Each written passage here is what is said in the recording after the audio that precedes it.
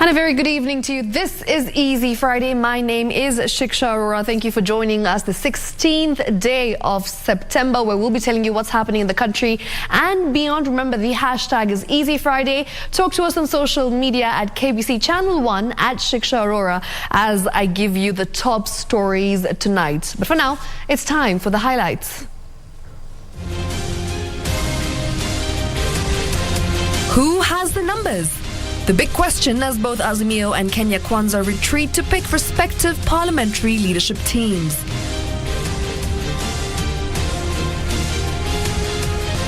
Too early to celebrate? The election of 12 governors challenged in court. Torture in the Middle East. Saudi Arabia upgrades measures to protect Kenyans seeking greener pastures. And you will have to pay more for a number of consumer goods from 1st of October. This in business news.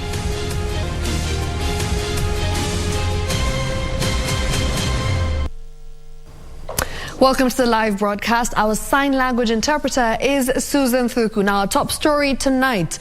President William Ruto says the Kenya-Kwanza alliance will take the majority sides in both houses of parliament due to the numerical strength. The head of state says he is a robust agenda that he will entrust to his allies in both houses. President Ruto called on the opposition to play their oversight role in parliament, saying his administration is keen on having a robust opposition that plays their role. Take a look. Naivasha Town, Nakuru County will play host for the next 2 days to about 190 members of parliament allied to Kenya Kwanza in their first parliamentary group meeting after the swearing in of President William Ruto. Very good. The president, who met the MPs Friday evening, says the Kenya Kwanza alliance will take up the leadership of the House as it is the majority coalition. He called on the opposition to oversight his administration as he was willing to be held accountable. I want to tell our good friends on the other side of the political divide, welcome to your oversight role. We are ready to be accountable as a government, because that will make the people of Kenya get value for every commitment we make, every shilling we spend, and every plan we roll out. To execute his legislative agenda, President Ruto has called on the legislators to be proactive in debates on the floor of the House so that their constituents can reap the constitutional dividend of representation. Sometimes it is it's quite intimidating, especially for the new members. Kidogo ukisimama hapo unatetemeka kidogo, Kiswahili Kiingereza inachanganyika, but if you do it consistently, utashika network na mambo itaenda mzuri. Yeah, and many of our constituents are waiting to see. They're waiting to see you. Mbunge wetu wamesema nini kule bunge leo. Top on the priority list is the implementation of the housing program, which will see Kenyans pay 5,000 shillings for mortgage. It will sort out for us our challenge of housing. Many people are living in deplorable conditions in slums and other informal settlements. They are paying 3,000 to 5,000 shillings, sometimes 6,000 shillings. In houses that have no toilet, that have no water, that have no electricity. We can give those people a decent house where they will pay the same 5,000 in terms of mortgage and be able to own the house further down the road. Parliament will also be tasked with the creation of a legal framework to achieve the affordable healthcare program that will allow Kenyans to contribute in accordance with income earned. The head of state decrying the status of savings in the country as deteriorating, thus hampering investments. The norm is investments is actually a function of savings. You can only invest if you have saved. Today, we are among the least savers in our continent. The members of parliament will discuss the housing and affordable healthcare program while they are expected to pick up the parliamentary leadership Saturday. We are going to have the leadership of the House discussion tomorrow, and collectively we are going to make a decision on who will be the leader of majority in National Assembly, in Senate, their deputies, the chief whips, their deputies, and all the other people in there. Timothy Kipnusu for Prime Edition.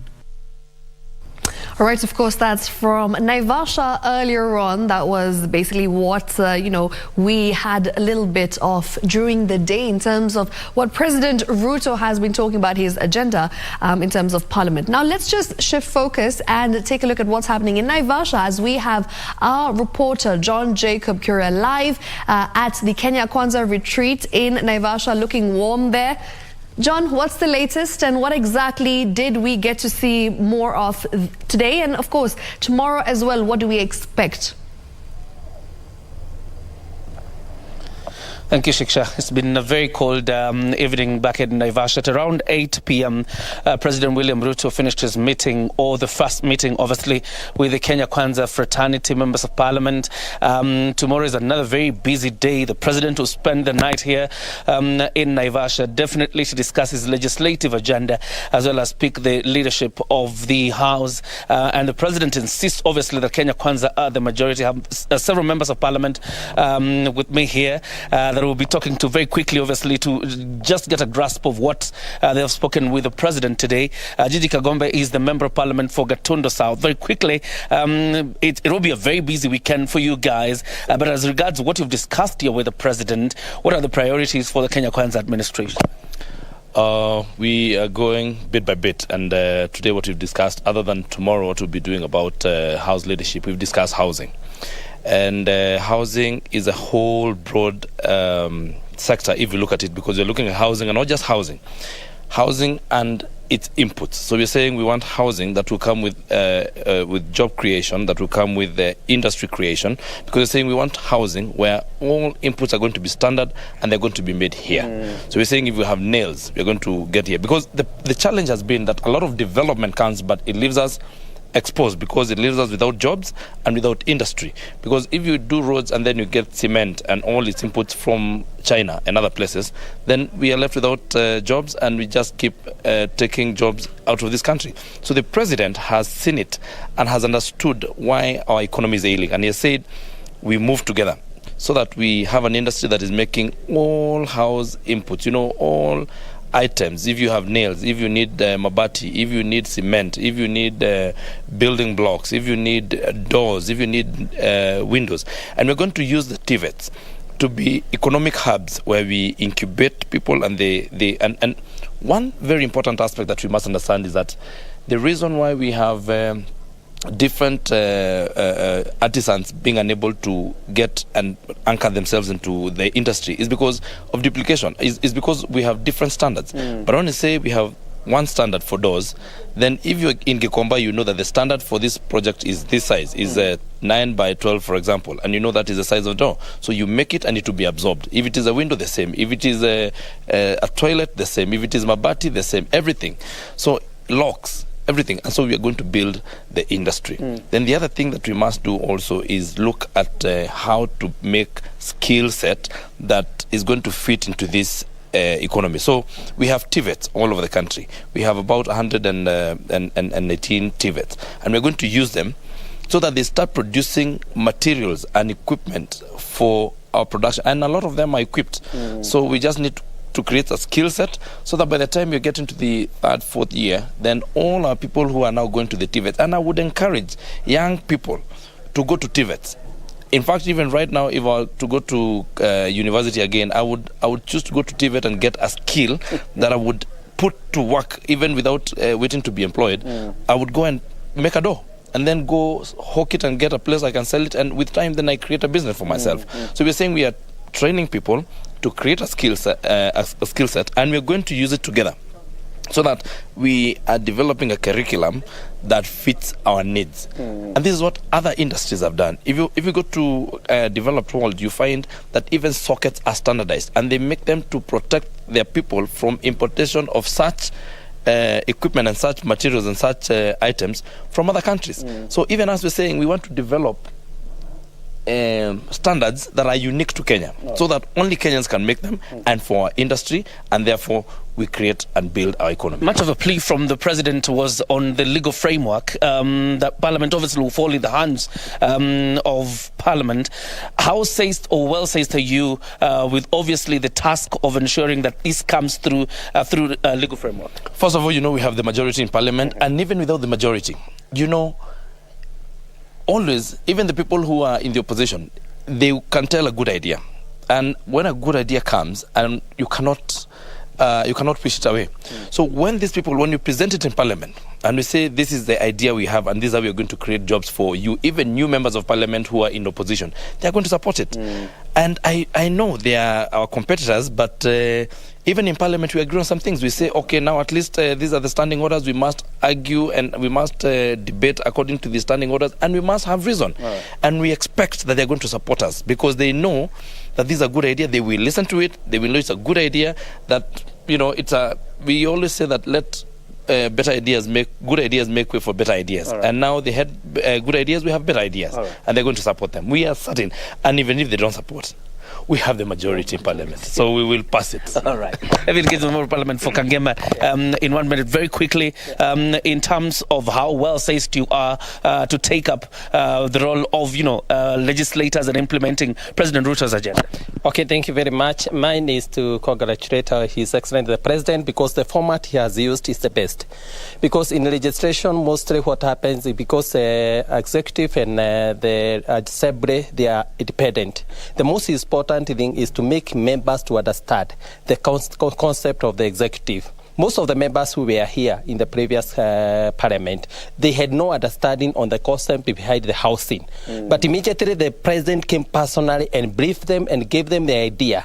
They came to understanding and said if they could have known, they could have supported 100%. Therefore, one thing I'm happy is that the President has opened up a consultative forum whereby the legislature and executive are on constant consultation and to be made understand how the government is implementing, so that it's the executive who are explaining to the public rather than the executive guys like the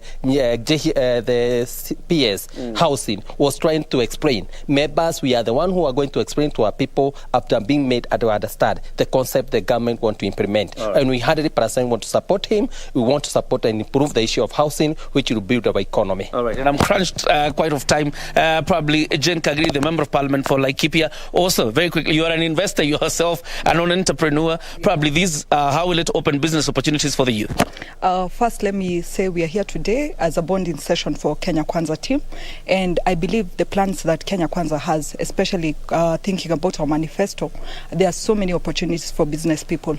Of course, today our discussion was in regards to housing, and we've seen a lot of opportunities, especially for SMEs. We've seen there's construction, which is going to happen. There's a lot of doors going to be made, hinges, nails, name it. So for me as an entrepreneur, I would tell everybody out there, prepare yourselves. Opportunities are coming, and this is a government that will remember to pay on time, so there'll be avoidance of pending bills and many of our people getting into debt or closing down their businesses because of lack of financing. Right. Yes, absolutely. Tomorrow we'll have more time to speak, obviously, as you continue your discussions with the President William Ruto. But that's just it from Naivasha. I'll hand it back to you, Shiksha, Arora. I know you're pressed of time. Back to you. Thank you very much for that update, John Jacob Curia, of course, live in Naivasha. And tomorrow we'll definitely have an even more detailed update on what exactly is ongoing in the Kenya Kwanza, that is parliamentary retreat. Now, let's just move on to what the latest is. Now, Azimio la Umoja party leader Raila Odinga has urged his lieutenants to remain united and focus on delivering the coalition's legislative agenda. Speaking Friday, Raila during the Azimio Parliamentary caucus in Athi River, Machakos County, and Raila insisted that Azimio was the majority formation in Parliament and should thus get the majority House positions. He, for the second day running, called for the independence of constitutional bodies. The House leadership battle between Azimio la Umoja One Kenya and the Kenya Kwanza political formation continues to gain momentum, with both sides insisting that they are the majority. Azimio allied MPs under the Azimio Parliamentary caucus were in Athi River, Machakos County to strategize on how to retain what they claimed was rightfully theirs. Azimio leader Raila Odinga and his running mate Martha Karua were here too, the two insisting that the Azimio la Umoja One Kenya alliance legally has the numbers in the National Assembly. You have a role to ensure things go according to the Constitution, that services are delivered promptly, and they must be quality services to our people. You must examine the laws that you're going to pass. But before that is bonding in order to be able to move together. Odinga urging his soldiers to remain united and resist attempts to shift goals for selfish gains. If you don't have it today, you'll have it tomorrow. But be part of the team. I know that members want to be members of this committee, chairman of this committee, majority leader or minority leader, want to be a whip and want to be this and that. If you don't get it, that is not the end of the world. And let us treat each other with lots of respect. Former Leader of Majority John Badi, Suna East Member of Parliament Junaid Mohammed, and Ugunja Member of Parliament Upio Wandai are some of the leaders seeking the leadership of the majority position. Rarieda Member of Parliament Otiende Amolo and Navaholo MP Emmanuel Wangwe will be seeking to lead the Public Accounts Committee and Majority Chief Whip respectively. I have been the government whip in the last parliament. I do not think if I'll be aspiring to go higher, because sometimes you look at the way ahead of you. I'll be defending my position to remain the government whip, rather now for at the moment the majority whip. On the issue, we are also the majority, and it's going to be low. The seat of the majority leader is not for voting. It is determined by the number of members of parliament who have been brought from either side of the coalition. So people who have rushed there for envelopes, and I can tell you, even today they are meeting in Naivasha, they are going to be given such peripheral committees that they will realize they went there for nothing. They would rather come back here, and we welcome them to come back here so they can serve people properly from here. The final decision on who the coalition will be fronting for the House leadership positions in the bicameral parliament is said to be arrived at by tomorrow. Days to the commencement of the business of the 13th Parliament, political parties are rushing again. It's time to ensure they have the right representation in House leadership to spearhead their legislative agenda. For Channel 1 News from Stony Athi in Machakos County, I'm Gladys Mungai. Moving on, Chief Justice Martha Koome has gazetted names of judges and magistrates who will hear 123 election petitions arising from the August 9th general election. The names were contained in a Gazette notice dated the 16th of September. The judges and magistrates have been assigned to different stations across the country. 12 out of the 123 petition filed by the 14th of September through the filing system are gubernatorial election petitions. They include Evans Kidero from Homa Bay County, Sakwa John Bunyasi from Busia County, Kitome Tito Judah and Pere Judy Neyeyo from Kajiado County, Justin Ringa Chirume, Justin Charobaya and Salim Chai Tsui from Kilifi County, Ziwe Pala Zuma and Suleiman Ali Mwanguku from Kwale County, Patrick Moyo Musimba from Makueni County, Richard Moitalel Olekenta and William Kentahia Olteita from Narok County, Dennis Omwenga Ayera from Nyamira County, Hussein Tenea Dado from Tana River, Siyad Abdile Abdullahi Wajir County, and another petition by Hassan Mohammed Aden also from Wajir County. There are two senatorial petitions, one from Narok County and the other from Vihiga County, as well as 4 petitions disputing the election of women representatives from Kilifi, Kisii, Nyamira and Wajir counties. The rest of the petitions include those from members of national assemblies and county assemblies. Seraphine Nairobi for Easy Friday. All right, and with that, it's time for us to take our first commercial break, but don't go too far. We'll be back in just a moment. This is Easy Friday.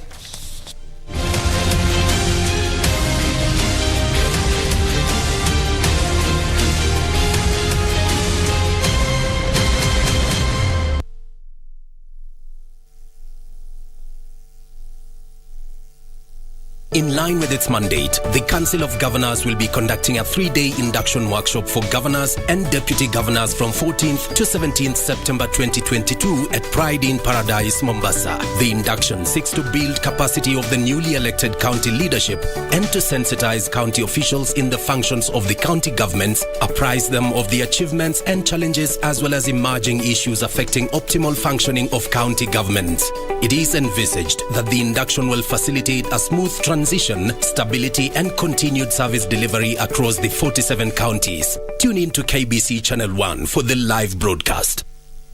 Walimu na wanafunzi mpo. KBC Channel 1 inakutoa darasani na kukuleta jukwani ili upate kuaminika. Asante Bwana Spika kwa kunipa fursa hii. Tayari kuwakariria shairi kwa kichwa. Kuelimika. Udhui gani ya lugha yanayojitokeza katika kauli hii ukirejelea mataifa mengi barani Afrika? Na kisha uburudike. Moja ni fahari yetu, baba, kina mama na watoto. Sauti za njiwa tamu sana. Sanaa ya Kiswahili, elimu na maarifa bila mipaka, kila Jumapili saa 7:30 papa hapa KBC Channel 1.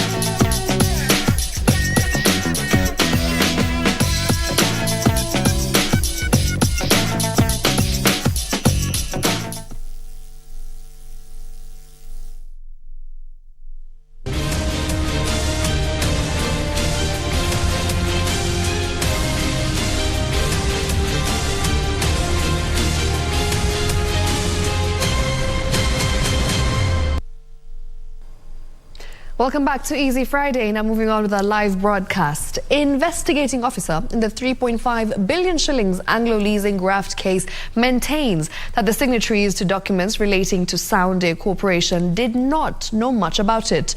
During cross-examination, the investigating officer Ignatius Wekesa told the court that direct procurement was done using procurement regulations that existed before the 2005 Procurement Act was put in place. Sounday Corporation was allegedly involved in the modernization of police security equipment and accessories project. During the heated cross-examination of the last prosecution witness is an investigating officer with the Ethics and Anti-Corruption Commission, Ignatius Wekesa. It's not my bottom. And I know from EACC is countermanding the opinion of the Honorable Attorney General. Yes, Your Honor. Wekesa maintained his first testimony on how one of the companies in the middle of the 3.5 billion shillings Anglo Leasing scandal, Sounday Corporation, was unknown to most government officials, including the ones that had appended their signatures in the documents to the entity in regards to the modernization of police security equipment and accessories project. Right from Wilfred Kimalat, who initiated it, who was the VS of Internal Security in 93. And Margaret Chemengich, who was the VS of Treasuries, and Simon Resilma, none of them acknowledges that they know the company. No, so they were, it was existing, yes, but none of them knew what Sounday was, corporation. Have you finished? Yes, Your Honor. Wekesa further told the court that the project was done through direct procurement, and by then there was no Procurement Act. Used direct procurement in this one, which is allowed. But now direct procurement, according to Kenneth, in his statement, he told us now that they used direct procurement, they were supposed to adhere to the guidelines of direct procurement, because direct procurement has also its own procedure. In the case, businessman Rashmi and Deepak Kamani, as well as former government officials Joseph Magari, Joseph Onyonka and Dave Mwangi are facing charges of conspiracy to defraud the government 3.5 billion shillings in the Anglo Leasing contract for modernization of police security equipment and accessories. The hearing of the case that has been in court for almost 17 years continues before Magistrate Felix Kombo. Serafina Robi for Easy Friday. Now, the Intergovernmental Relations Technical Committee, that's IGRTC, is calling on the national government to offer technical support, training and systems layout to devolve functions for seamless service delivery. IGRTC chairperson Kivinji Kiragu says devolution will be fully realized once all requisite systems are put in place. Speaking on the sidelines of the ongoing Council of Governors induction in Mombasa, Kiragu noted that the 370 billion shillings which the Treasury released to counties is not enough, hence the need for consultations to increase funding. For some of the things which were gazetted, for example the roads and so on, to be managed by county governments, they are still being managed through national entities like Kura, like Kera and so forth. And you are saying that transfer is going to happen. What is going to be very critical is that transfer of functions should be accompanied by transfer of money and staff and ability to deliver to the county governments. That remains the biggest issue we have between the two levels of government. Intergovernmental Relations Technical Committee IGRTC was established in the year 2012 and mandated to arbitrate between the national and county governments. Top on the agenda of the county chiefs induction is constituting a new council of governors. Pengine sikuwa hapo mbeleni masuala ya kuangaziwa, kulikosa ushirikiano wa national government na county governments, lakini kwa sasa hivi tuna imani kwa uongozi wa Mheshimiwa Rais William Samoei Ruto na uongozi wa council, masuala mengi yatakuwa yanaweza kusuluhishwa. Nafikiri kule nyuma kulikuwa na vikao vingi ambavyo summit ilikuwa haikaliwi. Hapa viongozi wajitolee bwana. Yule anataka kiti ya chair, aongee na sisi. Tutamchagua sisi, hatuna hiyo mambo mingi. Hapa kwa Council of Governors, haikuagi na hiyo mambo mingi ya kuangalia vyama ama nini. Tutaangalia yule tunajua anaweza kutupigania sisi kama magavana. Jambo jingine, mtu atakayeweza kupigania ugatuzi. Na sasa hivi tunataka mtu ambaye atapigania na sio lazima kuwa unatusi. Kwamba kwa uongozi haswa jumla wa Council of Governors, ya muhimu ni kuhakikisha kwamba hatupotezi mwelekeo na maono yaliyokuwa na katiba yetu. Katiba yetu ilikusudia ya kwamba tuwe na serikali za county ambazo zinasimama wima peke yake ikiwa iko na uhusiano na serikali kuu. On matters pending bills, the county chiefs say already they have given directions for proper internal audits to formalize required payments. Pending bills. Ni kweli tuko na pending bills. Mimi vile ningependa kuwauliza tu contractors, kwa sababu wengi wetu ni magavana wapya, watupatie time tufanye tu audit, tujue hizo pending bills ilienkaiwa aje, ndio tuweze kuwalipa, tuwapatie payment plan. Yeah, with payment plan we'll be able to pay them. Tunaingia katika baraza, tuna watu lazima tuweze kulipa mishahara, tuna watu lazima tuweze kutekeleza zile ahadi tuliweza kuzichukua. So tutakubaliana na wao ya kwa kama deni kweli liko liangaliwe. Meanwhile, the Kenya County Government Workers Union, led by their Secretary General Robert Duba, has threatened industrial action against the newly elected county governors over what they termed as unlawful termination of workers employed by their predecessors. But this one they are referring to as ghost workers, they are not ghosts.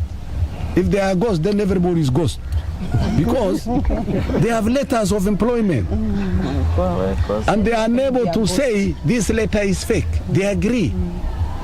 How do I become a ghost worker because the outgoing governor employed me? That's not proper. That's not proper. They just want to confuse public so that they have public sympathy. The public can say, oh, kumbe watu walikuwa wanapora pesa hapa. They fear reprisals. That's why they do that. They look for certain terms which are very ugly. They want to brand our people bad names.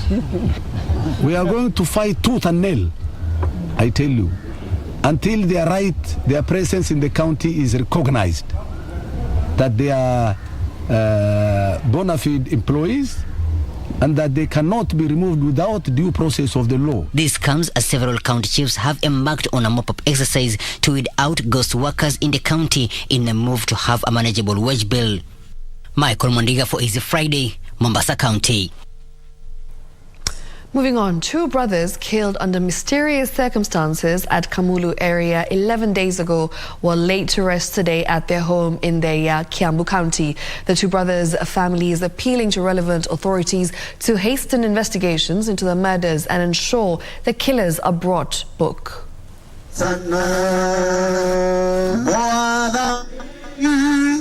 Emotions ran high at Ndeya area of Kiambu County as 2 brothers killed under unclear circumstances were laid to rest today. Johnson Karuga, aged 26 years, and his brother Kelvin Kimathi, aged 24 years, are said to have been last seen alive on the night of September 4th, 2022. At a club in Kamulu watching a football match. After efforts to look for them were futile, their bodies would be found near a bridge at Joska area a week later. Their families appealing to the government through the relevant investigative agencies not to rest until justice for the 2 brothers is served. Lazima tufuate na tujue kwa nini wafe. Hivyo tu vijana wawili ambao wamefuatana. Tunaona tuwezi sema ati ni mtu, but tumenyimwa haki yetu. Wameuawa kinyama vibaya sana. So tunaomba serikali itusaidie kupata haki ya hawa watoto. Ni kwa sababu hawa watoto wanahitaji haki. Familia yetu tunahitaji haki. Ni watoto wadogo ambaye walikuwa na maisha mengi mbeleni. Tutafanya lolote livyo ku make sure that justice imefanyika, because ni jambo la kusikitisha sana kuzika watoto wawili ambao walikuwa innocent, hawana hatia lolote. Ile tu hatia walifanya ni kwenda kwa bana ku watch ball. Hiyo tu ndio tu walifanya. Hakuna makosa ambao hawa vijana wamefanya, na hata kama kungekuwa na makosa mtu anafaa kupelekwa kotini. Nancy Okware, Easy Friday. Meanwhile, the Kingdom of Saudi Arabia has upgraded measures meant to ensure the safety of Kenyan workers, particularly domestic workers in the Gulf country. In a statement by Kenya's Ministry of Labour, some of the new initiatives include the introduction of a wage protection program and a distress alert line to security agencies. The development follows incidents of deaths and torture of Kenyan migrant workers in Saudi Arabia. In 2021, the Kingdom of Saudi Arabia introduced a labor reform initiative that allowed employees to change employers. To supplement the initiative, the Kingdom of Saudi Arabia has added some measures to ensure the safety of workers. The upgraded initiative, according to a statement from Kenya Ministry of Labour, include formation of a protection and support department under the Ministry of Human Resource and Social Development to handle complaints from migrant workers, recruitment agencies and embassies. Another measure includes activating the alternative dispute resolution mechanism that includes ensuring cases referred to court are resolved within 21 days. The Kingdom of Saudi Arabia government has also set up complaints and communication channel where any aggrieved migrant worker can send an alert to the security agencies through the unified number 19911. Locally, the government of Kenya has established an oversight and community feedback mechanism to facilitate continuous monitoring of private employment agencies to ensure ethical recruitment. A toll-free line 0800222223 has also been set up, as well as a web portal. The government of Kenya now calls upon recruitment agencies to acquaint all Kenyans migrating to Saudi Arabia with the requisite measures put in place before signing any contract. Edwin Austin for Easy Friday.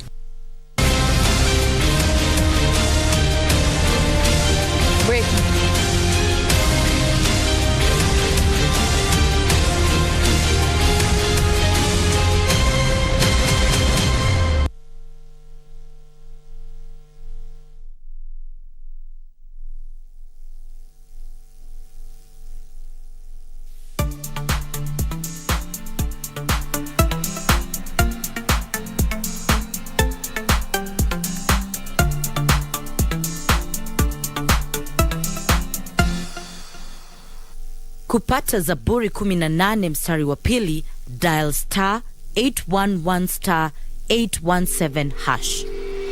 Mwenyezi Mungu ni mwamba wangu, ngome yangu na mkombozi wangu. Mungu wangu, mwamba wangu ninayemkimbilia ninapohitaji kuwa salama. Zaburi 18 mstari wa pili. Zaburi 18 mstari wa pili. Dial star 811 star 817 hash. Star 811 star 817 hash.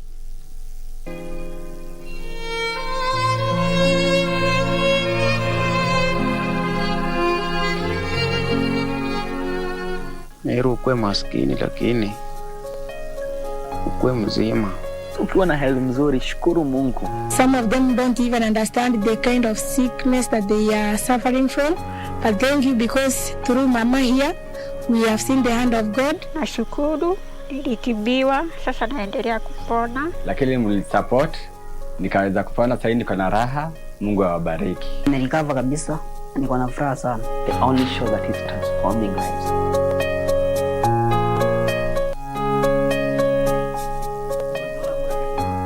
Mungu akubariki na Mungu akuzidishie. Differently. When I joined university, because I had already lost my hearing by then, I didn't have a hearing aid. So it was very challenging for me because I could go to class, lecture hall.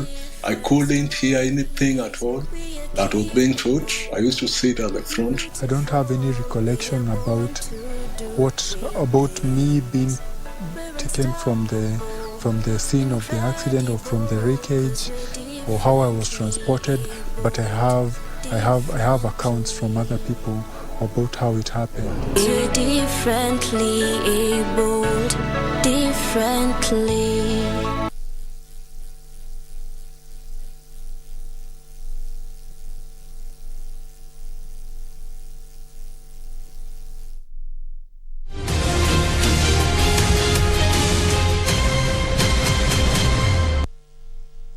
Welcome back to Easy Friday.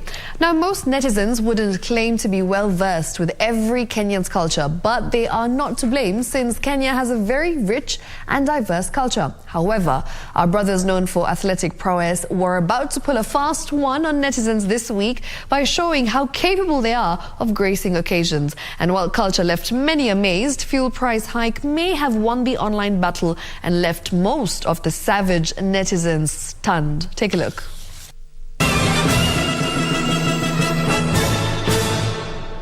With the different communities comes different cultures. This week, the Kalenjin's community form of celebrating caught the netizens off guard. So let's see what they had to say.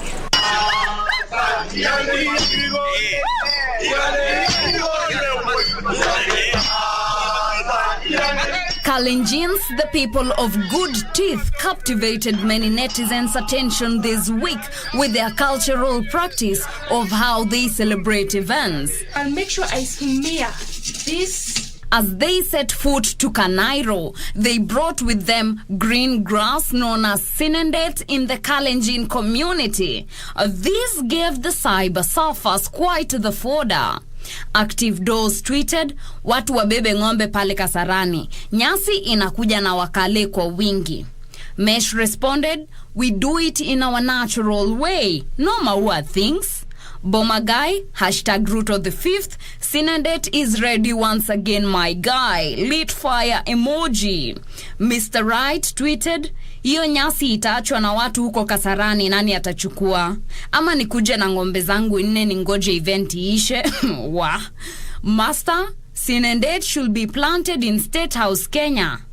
Say what? If you thought sarcasm was off the board for savage netizens, you just might want to rethink that.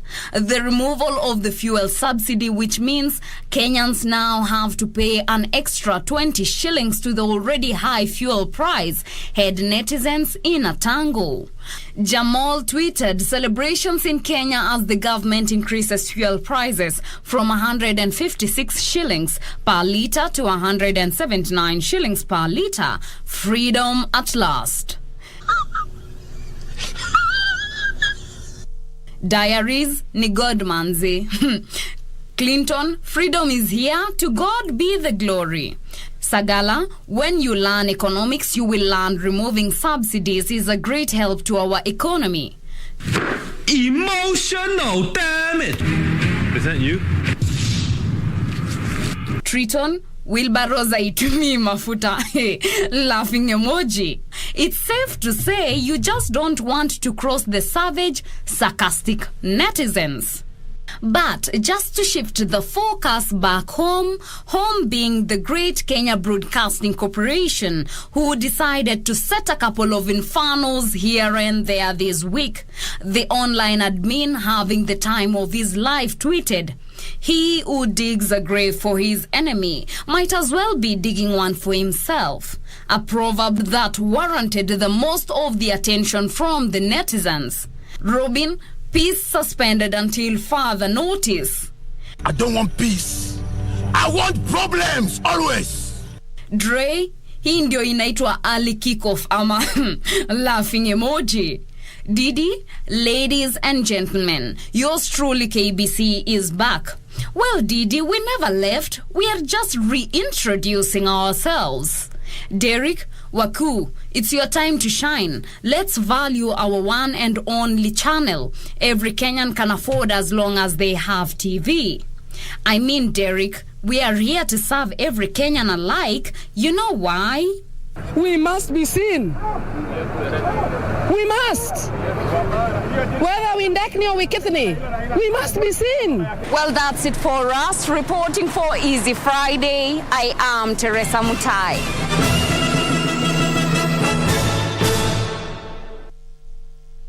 And the hashtag Make KBC Great was actually trending for 3 days. But I'd like to just add on over here that KBC has always been great, right? Betty will tell us what else is not so great right now, because starting October 1st, we are going to be seeing an increased price when it comes to consumer goods. A couple of them, of course, this is due to an increased excise duty. So Betty, maybe you can break that down for us. Yes, you're right, Shiksha. About 6.3% inflation adjustment rate has been meted on excise duty on some products. This includes beer, there is wine, there is chocolates. There's also water that most people, especially in urban areas, buy. So, well, we have to dig deeper into our pockets come 1st of October.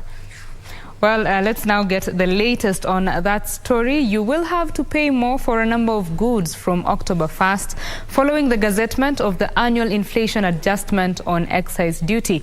The rates that have been adjusted to the 6.3% inflation average for the past financial year will affect, among others, petroleum products, motorcycles, alcoholic and non-alcoholic beverages, cosmetics, SIM cards, raw hides and skins, among others. Kenya Revenue Authority Commissioner General John Njiraini has called for a submission of your views on the inflation adjustment by midnight tonight before it takes effect on the 1st of October. The adjustment signals tough times ahead for taxpayers already grappling with a high cost of living. The country's inflation hit a record high of 8.5% in August, attributed to high fuel and food prices. Moving on to other news, Kenya is seeking collaboration with India to revitalize the local textile industry by leveraging on the Asian country's technical expertise in textile industry engineering. Industry's Deputy Director, Patricia Arora, says through the partnership, Kenya will benefit from affordable textile machines, skills transfer, business, as well as marketing linkages for its products. Take a look. Has the opportunity to establish a strong domestic and international footprint in textile and apparel manufacturing through the Africa Growth Opportunity Act, which opened up the U.S. market for finished textile products. The textiles and apparel sector is an important contributor to Kenya's overall economy. However, the market remains largely underutilized due to, among others, minimal innovation in the industry. To bolster tech and innovation in textile engineering, Kenya is partnering with India. Access to modern technology from across the globe. B, interaction with agents and distributors. And C, creating new business opportunity for joint ventures, investments, and setting up new units. According to industry's Deputy Director Patricia Arora, the partnership will go a long way in providing impetus for innovation and skills transfer in textile engineering that will leapfrog Kenya's textile output processes to global standards and in turn increase efficiency. India at Meet 2022 is the most important, prestigious and acclaimed event showcasing textile engineering and textile technology from across the globe and serving the whole of Southeast Asia. Kenya and India will also host exhibitions to increase awareness of investment opportunities in both countries. Regina Manyara reporting for Easy Friday. Now, the Kenya Agriculture, Livestock and Research Organization is embarking on custom production of certified seeds that are tolerant to erratic weather patterns. The seed production will focus on soybeans, sorghum, potatoes and select fruit tree seeds. Climate change has adversely affected food production, with the Intergovernmental Panel on Climate Change Assessment report indicating that most countries will experience an increase in temperature and frequent heat waves, putting stress on water resources. This in turn would affect the survival of crops. Agriculture researchers now say resilient seeds are essential and farmers should seek certified seeds in readiness for the short rains. Have undergone through research, and now it has reached a place whereby it has been released to the farmers to plant. They say quality seed use reflects directly on the quality and quantity of yields during harvest. The soil pH is not constant in all the areas. We advise on which fertilizer to use at least to boost on the production of our crops. And in the other area, you will find that most of the soils are acidic, so we encourage them to use lime. Planting it for promotion of clean planting material to our farmers. In addition, farmers have been advised to pursue crops that are suitable for the changing weather patterns in their respective regions. Hibak Said for Easy Friday. Now, a surging student population without a corresponding increase in accommodation units has made accommodation for students a key concern for parents and guardians. As Edwin Austin reports, institutions of higher learning are now partnering with developers who have taken interest in the concept of student housing in an effort to bridge this gap.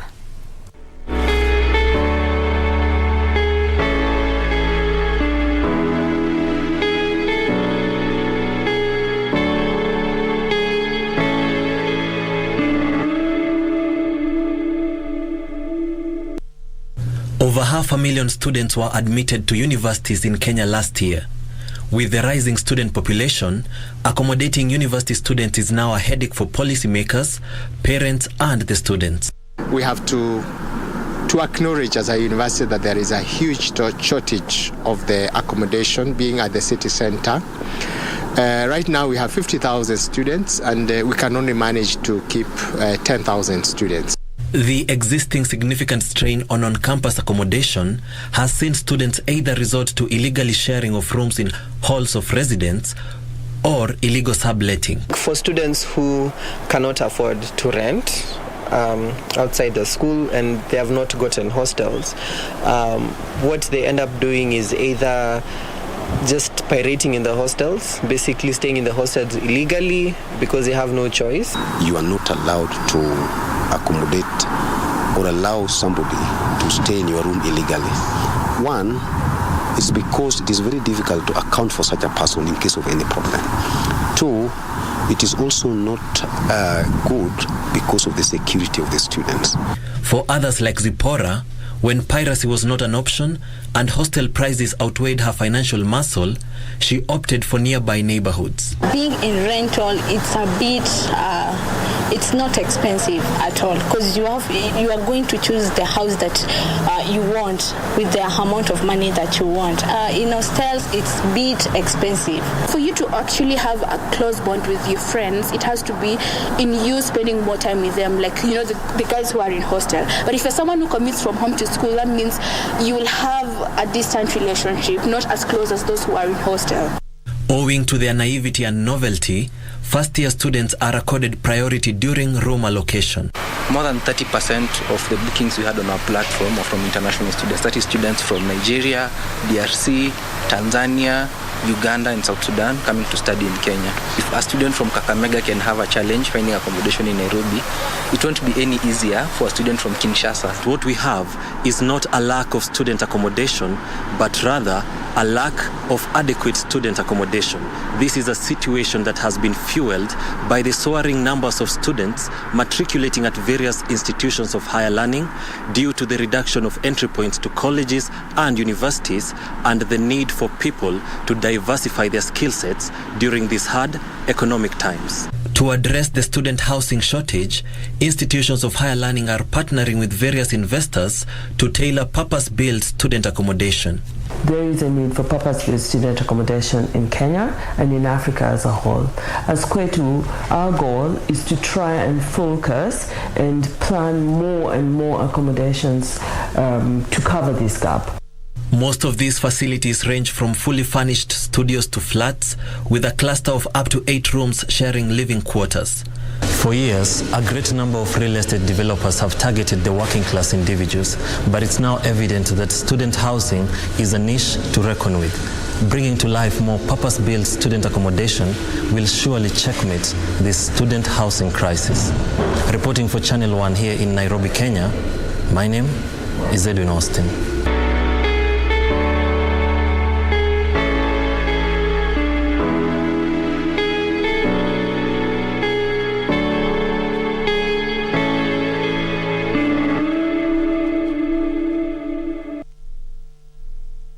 Thank you, Edwin Austin, for that report. We hope that more is done to bridge that accommodation gap. Now, the government is contemplating extending the yellow maize import window due to prolonged drought in some regions. Livestock Principal Secretary Harry Kimtai says the government is assessing the available pasture to inform the decision on whether to extend the yellow maize import window and allocate additional resources for the livestock offtake program. Since the window for duty-free yellow maize was opened in November last year, millers have struggled to import the grain due to limited non-GMO yellow maize in the global market. To lessen the millers' challenges, the government revised the requirements for yellow maize imports. However, the window was initially due to close next month.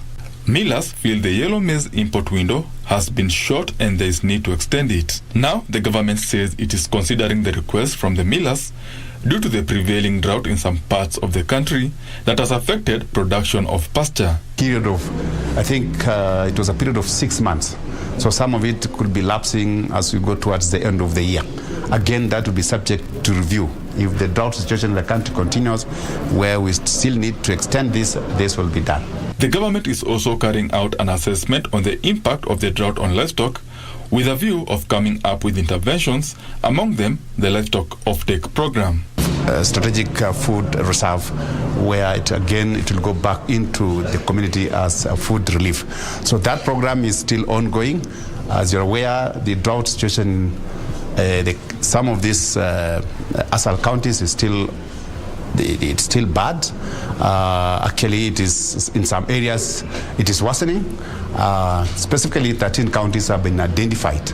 So there's still efforts by the government to support those counties. As a long-term measure to reduce the country's yellow maize import bill, plans are underway to lift the GMO ban and introduce yellow maize contract farming to ensure constant supply of animal feed production. Again, to look at now how and when do we support and allow the animal feed manufacturers to engage with some of the farmers where they will go into contract farming for production of maize for making animal feeds. Benson Ruba. Well, that is it for the business news this evening. But of course, Easy Friday continues. Shiksha will be coming in with the latest in the world of sports. My name is Betty Kiptum. Do have yourself a lovely night. Bye-bye.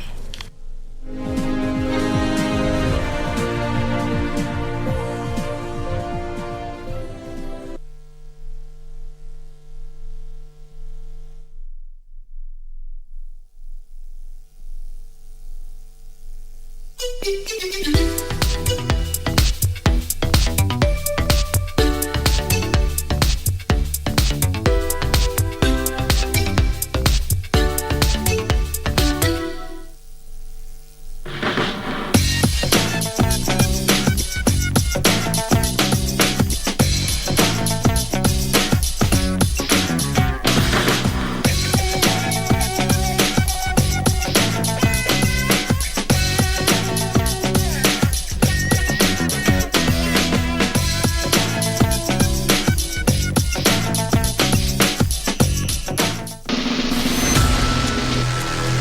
There's a new game in town. It's a game like no other.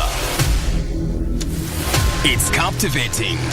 It's fun. Entertaining and refreshing. Which year was the film released? Correct answer.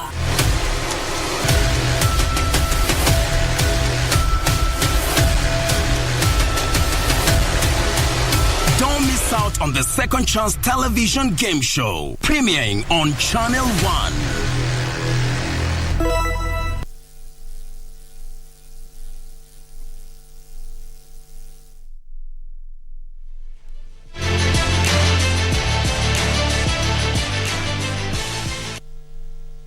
All right, let's get into the world of sports and listen in on what the latest is with national women's volleyball team Malkia Strikers captain Mercy Moim, who says the 2-month training camp in Brazil will play an integral role as they enter the final phase of preparation ahead of the World Championships set for 23rd September to 15th October in Netherlands and Poland. Malkia Strikers have been camping in Brazil under sponsorship from world governing body FIVB and on Thursday arrived in Serbia before heading to the Netherlands for the global showpiece.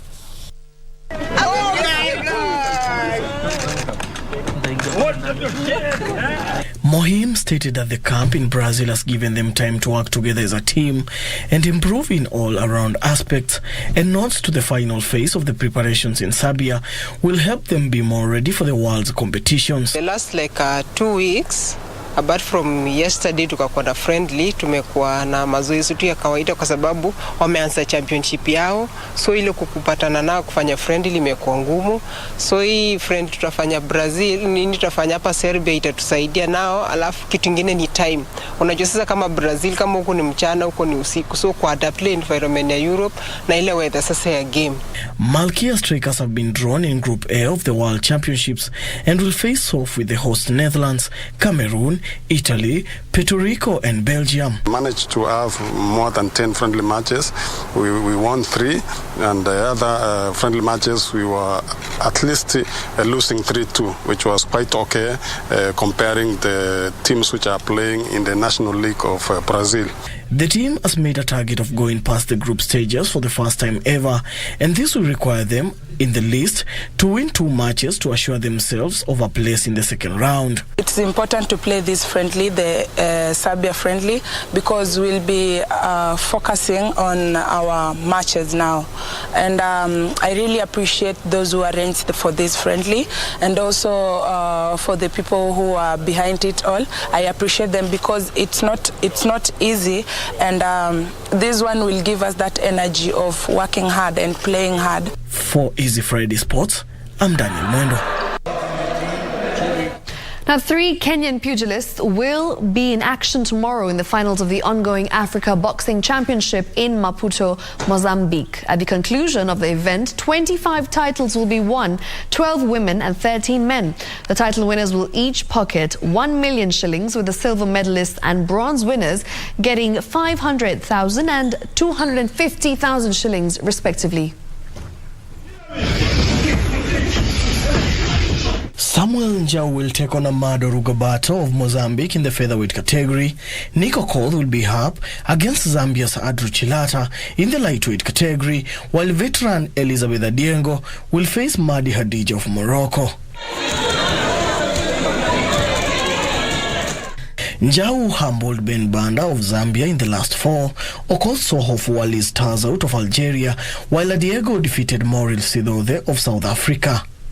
Meanwhile, Kenya's Boniface Mugunde bagged bronze after losing to Morocco's Amza El Barhari on points in the semi-finals. A total of 211 boxers, including 64 women and 147 men, are taking part in the event, which returns in the boxing calendar for the first time in 5 years. At the conclusion of the event, 25 titles will be won, 12 women and 13 men. The title winners will each pocket 1 million shillings, with the silver medalist and bronze winners getting 500,000 and 250,000 respectively. Right on to EPL, where English Premier League defending champions Manchester City are targeting to extend their unbeaten run when they take on Wolves on Saturday at Molineux Stadium. Now, City has had a fine form, having only drawn once, and a win would see them go top of the Premier League table. For these and more, here's a look at the Weekend Diary.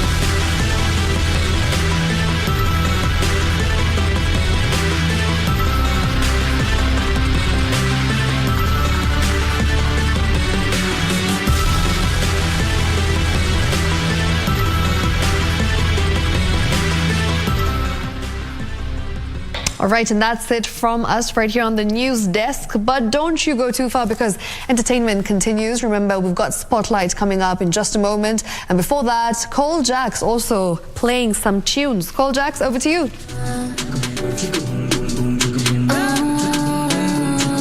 It's gotta be DJ Cole Jack's.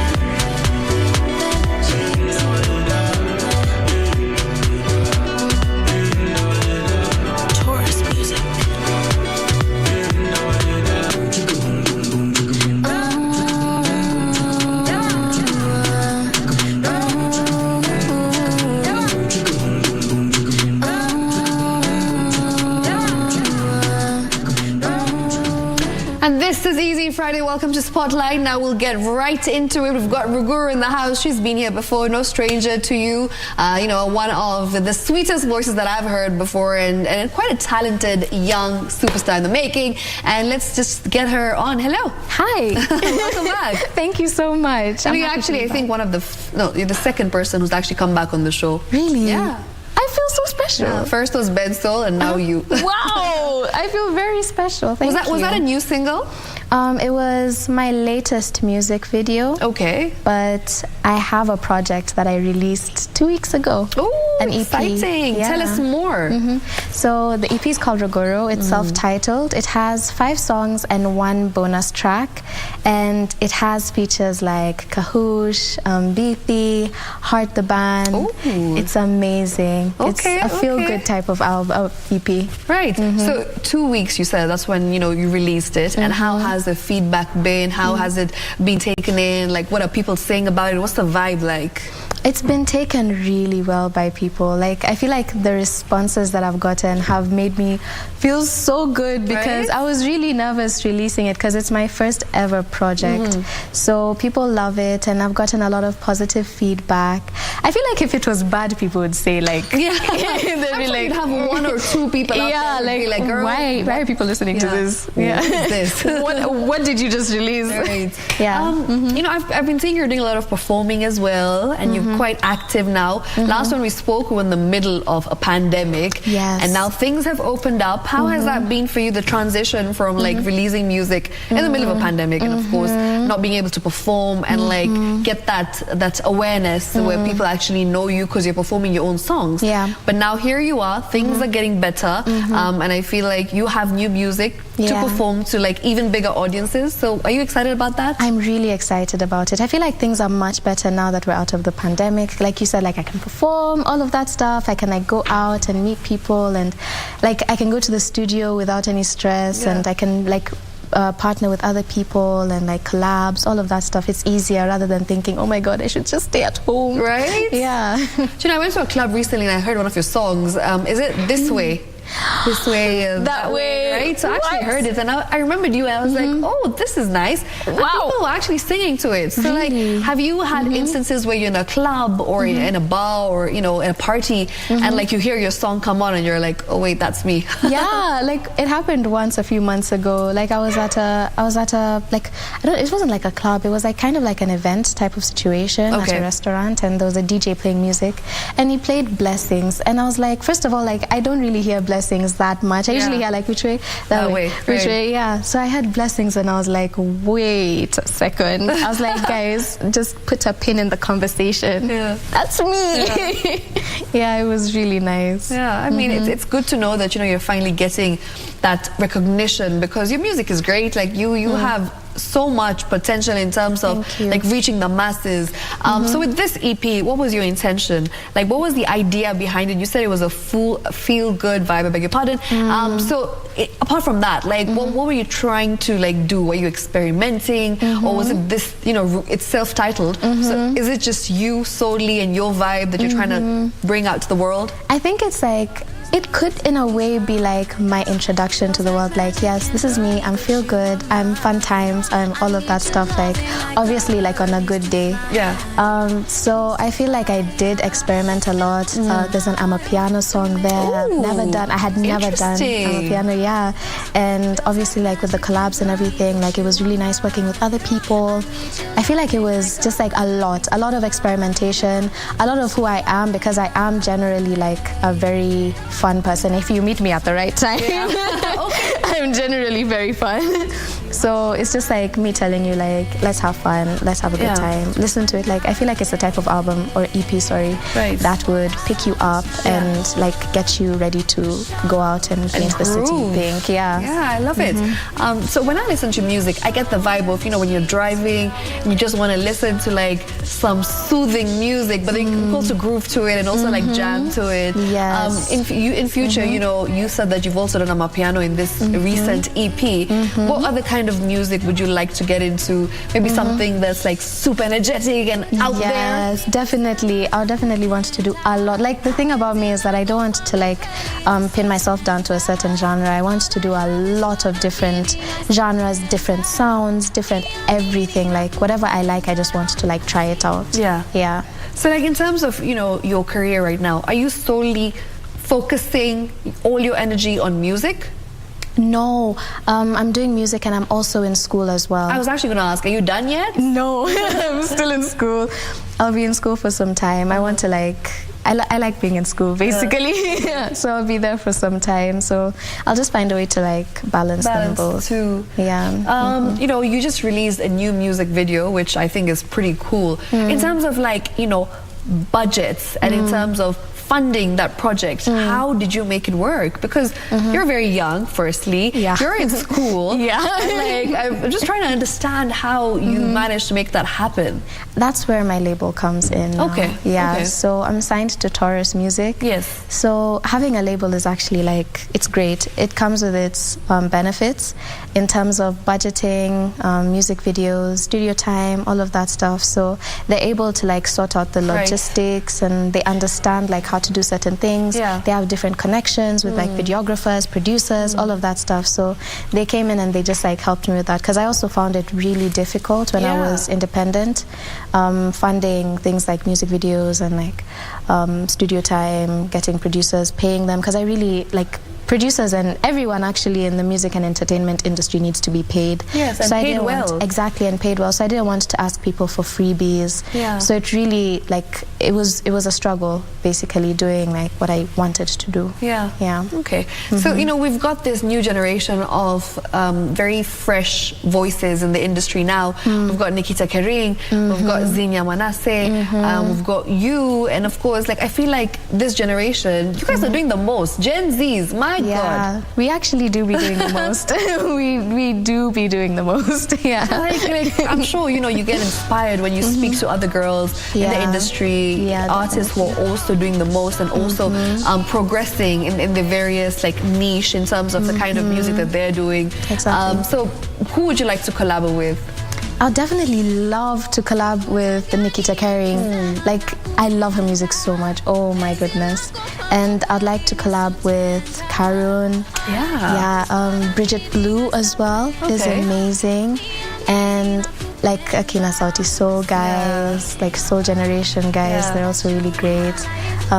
In Kenya, I think that's about it. And also probably like Blinky Bill. Maybe Calligraph Jones if I'm feeling that type of vibe. Manifest, girl.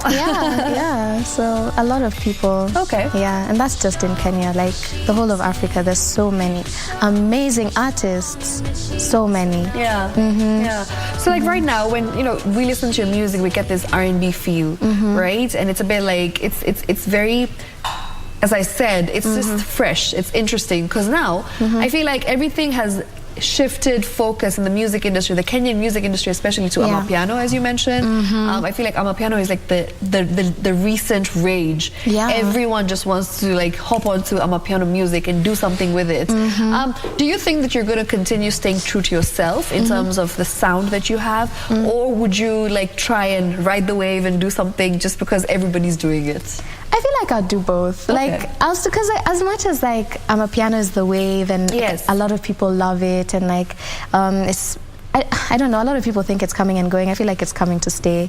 But as much as like some things maybe like, you know, every like massive, like for the mass population, I feel like they still could be really good. I don't want to hold myself back because it's like, oh no, but everybody's doing it. I don't care if I like it, I'll do it. And then I'll also like do my own thing. In your career, like in this, you know, few years that you've been singing, what are some moments that you actually felt like, man, maybe I shouldn't be doing this? Like, have you ever had that situation in which you are pretty obviously like tired and frustrated and you've had a low and you just don't know how to deal with it? Like, have you ever been on the verge of giving up? Yeah, I actually, like, not even on the verge of giving up, I actually gave up music. Really? Yeah, before COVID, like before 2020, I wasn't planning on doing music, like, at all.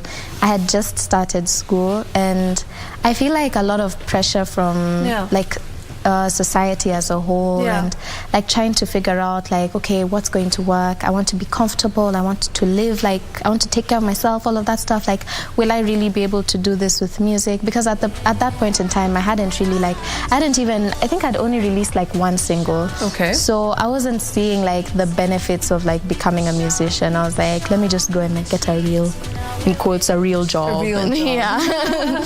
and like give up on music and everything. So I stopped doing it for the longest time. And then now, like when we were quarantining and everything, like I had nothing to do. Like I was just at home.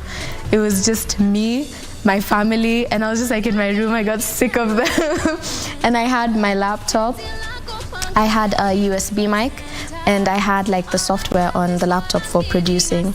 So I just decided like, let me just, I'm not doing much, let me just like sing. Yeah, let me just do this. So I talked to 2 producers and I would send them beats every day. Like once I actually started, like I was on it, like it hit me like a wave. Every day I was sending them voice notes like, can you make this like, it sounds like send it to me. Can you add boom boom boom boom boom? And I would record songs every day, and I just continued from there. Interesting. Now, Ruguru, you know, like in this industry, especially being a Gen Z or somebody who I feel like at this point in time, it's so easy to get popular, and it's just to get that success on social media especially. And people are really just banking on it and like going with the flow and doing the most in terms of like just building your brand on social media. Is that something that you've been like actively working on in terms of like your content, you know, in terms of reaching people of your age group or even like older people? Is that something that, you know, you think needs to be done, especially now in 2022? Yes, most definitely. I feel like social media is a perfect tool for like reaching like a broader population. Right. Like being active on TikTok, on Instagram, creating content, even tweeting, like you reach way more people, like people that you would never think would listen to your music or like your content or all of that. I feel like it's a great tool. So I feel like I'm utilizing it right now. I'm really trying to utilize it because at the same time, I'm not a content creator. I just make music. So I've been trying to like figure out, okay, how can I like still be posting regularly, but like not stray from like my essence, and as an artist. In terms of TikTok, like it's just something that we didn't see happening, but now here we are. Every artist is using dancers and content creators and dance influencers, challenges, to promote their songs, to make challenges, to reach, you know, bigger numbers. Is that something that, you know, you possibly could be doing in future, of course, with your new EP that's out? Yeah, most definitely. I've been trying to like listen to the songs and also like look at the songs that people love the most, because as much as like before we released the EP, I had my favorite song, but obviously my favorite song is not going to be everybody's favorite. Yeah, so we've been trying to like see like, okay, what are people liking? We can like take that song and try and do something with it like on TikTok. Okay, lovely. Tell us more about, you know, your family in terms of like how they've been supportive or not, because at times, you know, parents, brothers, sisters, families can be very dismissive, because at times they're just like, no, this is not what you need to be doing. You need to be in school. But I mean, you are in school, which is great, but like, have they been really pushing you in this journey of yours in terms of making music? Most definitely. My family are my biggest supporters. I love that. Yeah, I'm only here right now like doing what I'm doing, even like signed, releasing music, all of that, because of my family, because they believe in me more than anybody else would ever think of believing in me. Like, they're amazing, and I love them so much for that, because I know that it could go the other way, and I know how hard it is to have a family that doesn't support you. Exactly. So I'm really grateful for them. They support me, they love what I do, and I'm just really happy about that, honestly. When you told your parents or when you told your family that, you know, I want to do music, what was the reaction? The thing is that they've always known. Like, were you the kid who's always singing everywhere in the house, running around singing? That That was me. I've been singing since I was a toddler, so they've always. It hasn't ever been a conversation like, guys, I want to do music. They've just always known I'm doing music, and that's it. And like even when I stopped doing music, I was still like they would still call me like the singer or she does music, no, all of that stuff. So you're the type of a kid that every parent wants to have in the house, because when guests come over, I'm the entertainment. You're told perform, sing. I'm just there like blink blink. Right. You know, I feel like it's very important to have a girl tribe, and this is something that I really encourage. I don't know if you watch this show called Sky Girls, and like there's this new agenda, I feel, especially with the younger generation, that you need to have friends who are supportive. You need to hang out with people who are like-minded and people who you can actually confide in terms of your goals, your aspirations. Do you have a friend circle that is very close-knit and supportive, and people that you can be like, these are my ride or die? Yes, my friends, like, as much as I love my family and they're really supportive, like right below that, like 0.000%, 0.0001% below are my friends. I love them as well. Like I have a very close, tight-knit group of friends that will support me no matter what. Even if I decide to go rob a bank, they will be there like, we got you. Okay. I'm not going to rob a bank. Of course. And you know what? I feel like that's something that's very important, because getting those friendships and being able to, like, just ride with each other in terms of good or bad, in terms of highs or lows in your life. Like, it's just so important to have a friend that you can just talk to and call up, especially these days with mental health issues, the pressure that we face on social media, and everyone's just excelling, everyone seems to be doing so well, and like it's just so important to be able to talk. So like, what would you like to say in terms of social media and in terms of how mental health right now is very important, and it's critical to be okay, and even if you're not, to have someone to call up and be like, I'm not okay. Especially for the younger generation, what would you like to tell like people who are your age or younger, and how to deal with such situations in life? I feel like the best thing to do is to not compare yourself to anybody else. And to accept the fact that sometimes, actually all the time, it's okay to not feel okay.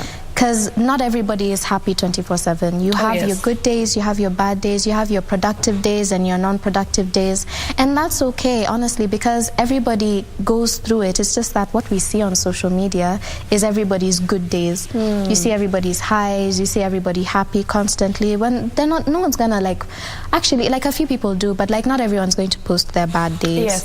So you go on social media and you see like, okay, why am I not happy like this person? Why am I not doing this? It's like it kills you from inside. So don't compare yourself and accept the fact that it's okay, literally. Like, we're all going through it. Like, we all don't know what we're doing. Like, we're all confused out here. Have you ever experienced haters or people who've just said negative things about your music, or like left you a really mean comment? Have you ever experienced that in your career so far, and how have you dealt with it, if yes? Actually, I don't think I've ever experienced hate that would make me like stop and think like, oh my God, what is this? Like, why would someone say this? If I have, I don't even remember seeing like hate. I just like block it out, unless it's like constructive. Like, if it's constructive criticism, like genuinely I can see like this person actually wants to give me advice and wants to point out certain things, well and good. But if it's just hate, I just block it out. I don't even remember like hate that I see. I like that. I like that you're such a positive spirit, because it's very important. So you said that you try not to compare yourself with others, but like I feel like in this industry people will compare you, right? Most definitely, especially because you're all musicians, you're all trying to make music, you're all trying to do what you love. I'm sure people compare you and be like, Nikita Kering is like having millions of like views on her videos. What do you think about that? What do you say to such a comment? I mean, that's nice. It's like, I like that. Yeah, it's like, okay, that's great. I don't really have much to say about things like if you're comparing me, like, well and good, that's good. It's okay that they're doing well. We're all like on our own path, and that's fine. So I don't really mind the comparisons as long as it's not negative. Because I feel like comparisons are there. Even like you find like people come up even in Kenya and they're called, oh, you're the Kenyan Beyonce, you're the Kenyan Rihanna. So like other people, like you're just like compared constantly. It's just everywhere. You can't avoid it. So yeah. Do you ever feel the pressure sometimes? Not really, actually. I don't feel the pressure at all. I love it. I love that you're like, you know what? This is my journey. I'm going to do it at my pace. And I'm going to do me. Exactly. Which is awesome. It's my life at the end of the day. Like, no one's living it for me. So 100%. No one's going to pay your bills, right? Exactly. So I might as well just like live for me and live each day myself. I love that. Live for me and live each day myself. I'm going to put that as my next Instagram caption. Yes. Any message that you have for like people who are watching you, people who have supported you in this journey, people who are rooting for you and they love your music? I'd like to say thank you. Thank you so much. There's so much more to come and I'm so grateful for each and every one of you. If you haven't listened to my music, check it out at Ruguru, RUGURU on all streaming platforms. And let me know what you think. Like DM me, reach out to me. I'd really love to connect and chat. And I'm just really grateful. I love you guys so much. Oh, I love it. Call Jax. We would love to see this beautiful lady perform because, you know, that's what she does and she does it pretty well. So can we listen to some of her new tracks maybe and just let her do her thing? You ready? Yeah, I'm ready. You ready, Cole Jack? Let's go.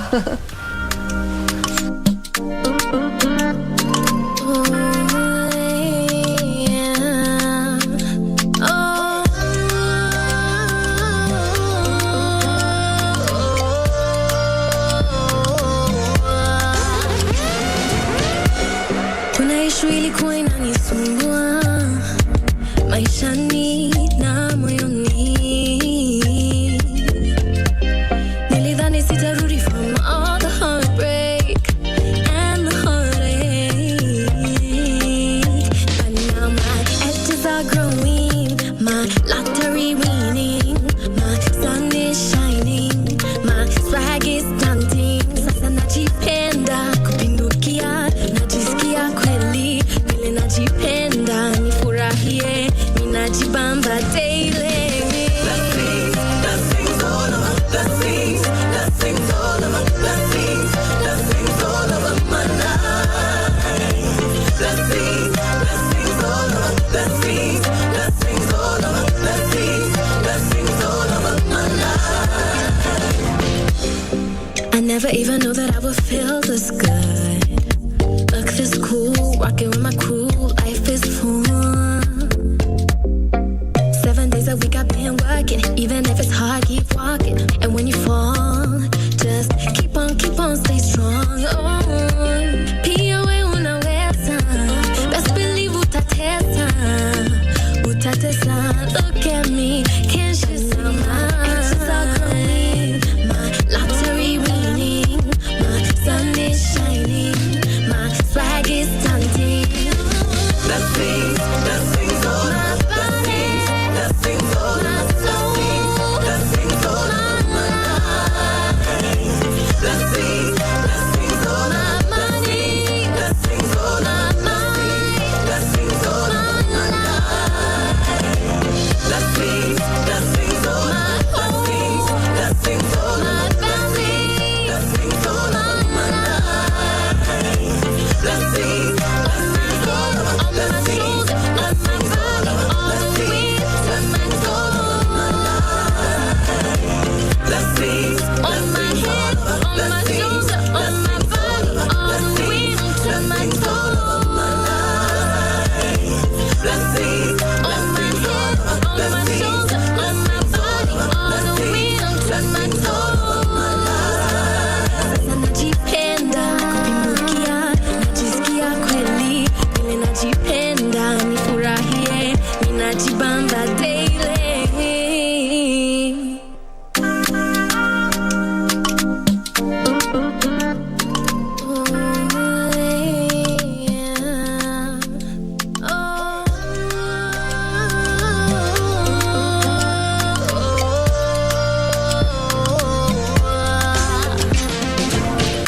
Right, and that's the Ruguru right here thank you so much for coming. Loved having you again. Thank you. All the best, and we hope that this particular EP, this video as well, gets all the success and all the eyeballs and ears that we need. So the earballs. Earballs. Thank you. Right? Thank you. Are you excited? I'm very excited. Okay. We're excited for you. Yes. Good luck and kill it. Thank you. Thank you. Thank you for doing this. We'll do this again next week, same time, same place. But don't you go anywhere, because coming up next, Cole Jacks with Disco Funk. Shiksha Arora signing out. Good night. Edges are growing, my lottery winning, my sun is shining, my swag is dancing. Sasa najipenda kupindukia, najisikia kweli vile najipenda, nifurahie, ninajibamba daily. Blessings all over, blessings all over, blessings all over my life. Blessings all over, blessings all over, blessings all over my life. I never even knew that I would feel this good. Look this cool, rocking with my crew, life is fun. 7 days a week I've been working, even if it's hard, keep walking. And when you fall,